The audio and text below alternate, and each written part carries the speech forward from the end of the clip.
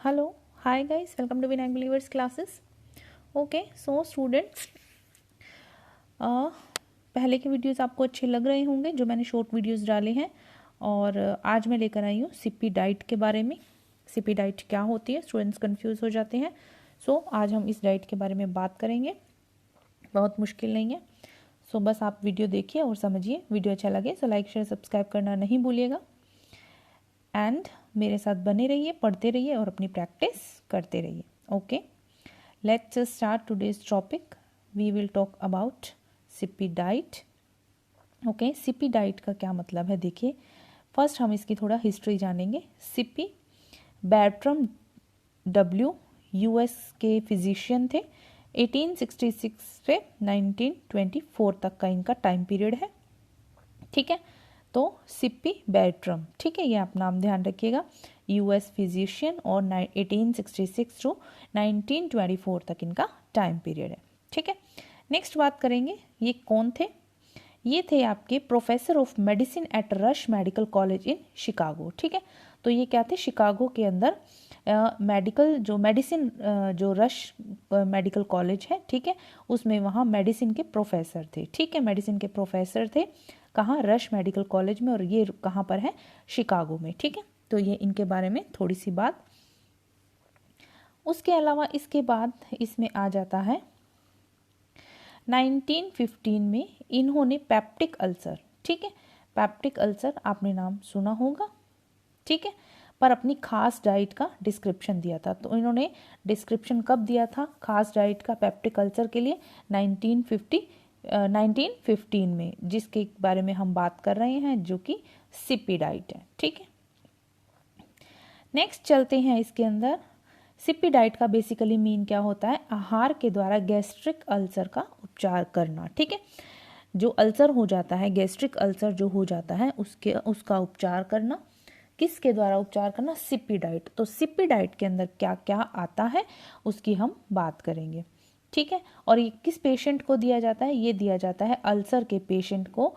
जब अल्सर के पेशेंट की शुरुआती स्टेज होती है, मीन्स की स्टार्टिंग जो स्टेज होती है, उस वक्त इस डाइट का इस्तेमाल किया जाता है, ठीक है। आप ये ध्यान रखिएगा, उस वक्त इसका जो है वो बताया जाता है इस डाइट के बारे में, और ये डाइट उस वक्त यूज़ की जाती है, ठीक है। स्टार्टिंग जो स्टेज होती है उस वक्त सीपी डाइट की जो है वो अल्सर के पेशेंट को उसके लिए उपयोग किया जाता है, ठीक है। ये आप ध्यान रखिएगा।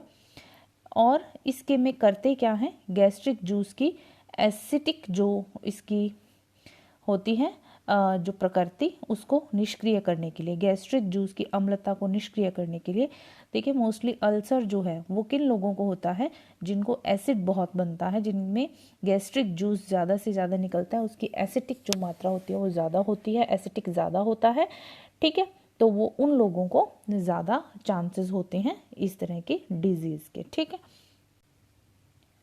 उसके अलावा इसमें देखिए जो ये है गैस्ट्रिक जूस की अम्लता को निष्क्रिय करना, ये तो है ही इम्पोर्टेंट, क्योंकि गैस्ट्रिक जो जूस होता है उसकी एसिडिक जो प्रकृति होती है उसको कम करना होता है।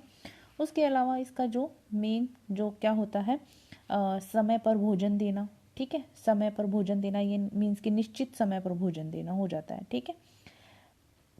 उसके अलावा इसका होता है कि आमाशय में उपस्थित अम्ल जो होता है उसको निष्क्रिय करना, मीन्स गैस्ट्रिक जूस की अम्लता को कम करना, और आमाशय में उपस्थित जो अम्ल होता है उसको कम करना। आहार में रेशों की कमी होनी चाहिए। इस तरह से इसके उपचार का जो उद्देश्य है वो यही है, पेप्टिक अल्सर के रोग का उद्देश्य यही होता है, ठीक है, कि और सादा परंतु पौष्टिक आहार देना, ठीक है। और जो भोजन है उसके अंदर जो स्पाइसेस हैं वो कम से कम यूज़ करना, मीन्स कि मसालेदार भोजन कम देना। तो ये जो होते हैं कुछ एक उद्देश्य होते हैं पेप्टिक अल्सर के, ठीक है। तो मेन है क्या है, गैस्ट्रिक जूस की अम्लता को निष्क्रिय करने के लिए ये जो उपचार है वो पेशेंट को दिया जाता है, ठीक है। और आपको पेप्टिक अल्सर बेसिकली किन कारणों से हो जाता है, ठीक है। एक तो आपको बता ही दिया कि गैस्ट्रिक अम्लता जो होती है वो ज़्यादा जब होती है आमाशय में तब होता है। उसके अलावा देखिए इसके कई और कारण हो सकते हैं, हेरिडिटी भी हो सकती है, ब्लड ग्रुप भी हो सकता है, ठीक है। फास्टिंग भी हो सकता है, क्योंकि जब व्यक्ति लंबे टाइम तक फास्ट रखता है तो खाने के बीच में जब लंबा गैप आ जाता है उस वक्त गैस्ट्रिक जूस जो होता है, HCl जो है वो ज़्यादा निकलता है, ठीक है। और जब HCl ज़्यादा निकलता है तो वो जो है ड्यूोडेनम में जो श्लेष्मिक झिल्लियाँ होती हैं उस पर क्रिया करने लगता है, ठीक है। तो घाव होने लगते हैं जिस कारण से झिल्लियों पर, तो ये जो चीज़ें हैं इस वजह से होता है। उसके अलावा देखिए जो पेप्टिक अल्सर है वो बेवरेजेज से भी हो जाता है, पेय पदार्थ जैसे चाय कॉफ़ी ज़्यादा यूज़ करने से, स्मोकिंग करने से। तो ये मैं आपको कुछ एक चीज़ें बता रही हूँ कि पेप्टिक अल्सर के कारण क्या क्या हो सकते हैं। मीट, फिश, एग्स ज़्यादा खाने से, जैसे स्पाइसेस ज़्यादा यूज़ करते हैं, ठीक है, उस वजह से होता है। और जब गैस्ट्रिक हाइपर सिक्रेशन होता है, ठीक है, आमाशय में अम्लता की वृद्धि हो जाती है, तो ये जो होते हैं ये पेप्टिक अल्सर के कुछ एक कारण होते हैं, ठीक है। उसके बाद हम बात करेंगे डाइट की। तो जो सिप्पी डाइट है, बेसिकली सिप्पी डाइट होती क्या है इसमें हम बात करते हैं। नॉर्मली देखिए पेप्टिक अल्सर में ओनली सिप्पी डाइट ही नहीं, इसके अंदर आपके 3-4 तरह की डाइट दी जाती है, जिसमें एंडरसन डाइट, ठीक है, मैं आपको यहाँ पर लिख देती हूँ। फर्स्ट तो सिप्पी डाइट जिसके बारे में हम पढ़ रहे हैं, ठीक है। दूसरा आ जाता है एंडरसन, ठीक है, एंडरसन का आहार। फिर आ जाता है म्यूलेन ग्रेट का आहार, और उसके बाद आ जाता है लैन हार्ड्स का आहार। तो इन तीनों चारों ने जो है वो अलग अलग चीज़ें जो है वो डाइट बताई गई है अल्सर के ट्रीटमेंट के लिए, ठीक है। आहार जो बताया गया, हमें आहार के बारे में बात करनी है, हम उसी के बारे में बात कर रहे हैं, ठीक है। तो हम आज जो पढ़ रहे हैं वो सिप्पी डाइट के बारे में बात करेंगे, लेकिन बेसिकली जो है वो 4 तरह की डाइट्स जो है वो बताई गई हैं पेप्टिक अल्सर के लिए। खास ध्यान रखने वाली बात क्या है कि अगर आपके सामने नाम आ जाए कि म्यूलेन ग्रेड का आहार किसके लिए है, तो उसी पेप्टिक अल्सर के लिए, लैनहार्ड्स का आहार तो पेप्टिक अल्सर के लिए, ये चीज़ें पता होनी चाहिए। तो सिप्पी डाइट की बात करें तो सिप्पी डाइट क्या है, देखिए हर घंटे में यानी 1 घंटे में थोड़ी थोड़ी मात्रा में क्या करना है, दूध, क्रीम या मलाई देना, ठीक है, मिक्स करके। अब इनकी मात्रा कैसी होती है मैंने यहाँ पर लिखी नहीं है, बट इनकी मात्रा कैसी होती है, जिसमें कि आपके देखिए 1/3 पार्ट तो होता है मिल्क का, ये आप ध्यान रखिएगा, मैंने लिखा नहीं है बट मैं यहाँ पर आपको बता रही हूँ, ठीक है। 1/3 भाग तो होता है आपके, 3 भाग दूध होता है और 1 भाग जो होता है वो मलाई होता है। समझ गए आप, क्रीम का होता है, मीन्स की 1/3 तो होता है आपके जो दूध का, और 1 भाग जो होता है वो मलाई का होता है। तो ये इसका जो है वो रेशो होता है, ये आप ध्यान रखिएगा, जो कि 1-1 घंटे में पेशेंट को जो है वो दिया जाता है, 1-1 घंटे के गैप में दिया जाता है। देखा लिखा हुआ है ना, हर घंटे में थोड़ी थोड़ी मात्रा में, ठीक है। तो थोड़ी मात्रा क्या हो गई, 3 भाग दूध, 1 भाग मलाई या क्रीम, तो ये इसका रेशो है, इसको आपको ध्यान रखना है। उसके अलावा इसके अंदर बात करें तो ये जो है वो दूध और क्रीम का बेसिकली जो है वो मिश्रण होता है, इस चीज़ को आपको ध्यान में रखना है। इसके अलावा क्या करते हैं, क्षारीय चूर्ण देते हैं। क्षारीय चूर्ण क्या होता है, वो होता है जिसका pH जो है वो 7+ होता है, ठीक है, 7+ जिसका pH होता है वो क्षारीय चूर्ण के अंदर आ जाता है। तो इस तरह की डाइट जो है वो दी जाती है, इस तरह की चीज़ें दी जाती है। इसके अलावा इसके अंदर देखिए, ये डाइट देने के बाद, ये वाली डाइट देने के बाद कुछ टाइम के बाद जब पेशेंट में थोड़ा सा सुधार आता है, बाद में एक सामान्य आहार प्राप्त होने तक, ठीक है, जब तक सामान्य आहार प्राप्त नहीं होता तब तक उनको नरम खाद्य पदार्थों को देना, जैसे कि ब्लैंड डाइट होती है, ठीक है, डाइट जो भी हो उसको ब्लैंड करके देना, एक सॉफ्ट खाद्य पदार्थ बना देना, ठीक है, इसके अंदर ये आ जाता है। अभी इस आहार की एक कमी क्या है, कमी ये होती है इसके अंदर कि